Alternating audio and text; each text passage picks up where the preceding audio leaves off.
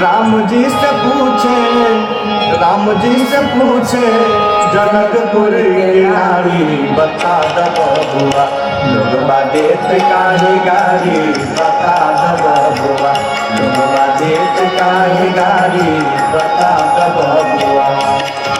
राम जी से पूछे, राम जी से पूछे जनकपुर के नारी, बता द बबुआ लोगवा देत काहे गारी, बता द बबुआ लोगवा देत काहे गारी, बता द बबुआ।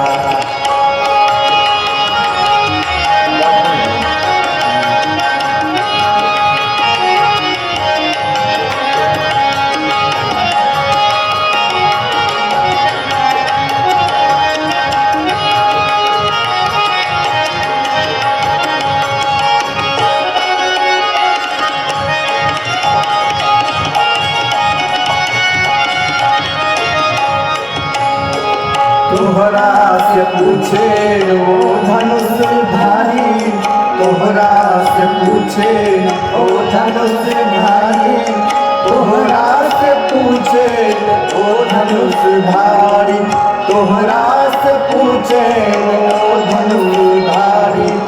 एक भाई गोरी काहे, एक भाई गोरी काहे, एक काहे कारी, बता द बबुआ लोगवा देत काहे गारी, बता द बबुआ लोगवा देत काहे गारी, बता द बबुआ। राम जी से पूछे, राम जी से पूछे जनकपुर के नारी, बता द बबुआ लोगवा देत काहे गारी, बता द बबुआ लोगवा देत काहे गारी, बता द बबुआ। अच्छा लगेगा तो आप लोग जरूर सपोर्ट कीजिएगा, बहुत मेहनत लगता है गाने की।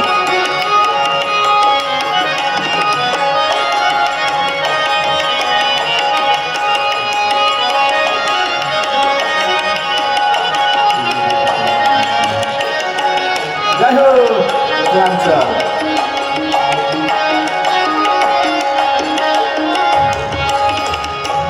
बूढ़ा बाबा के पकल पकल दाढ़ी, बूढ़ा बाबा के पकल पकल दाढ़ी, बूढ़ा बाबा के पकल पकल दाढ़ी, बूढ़ा बाबा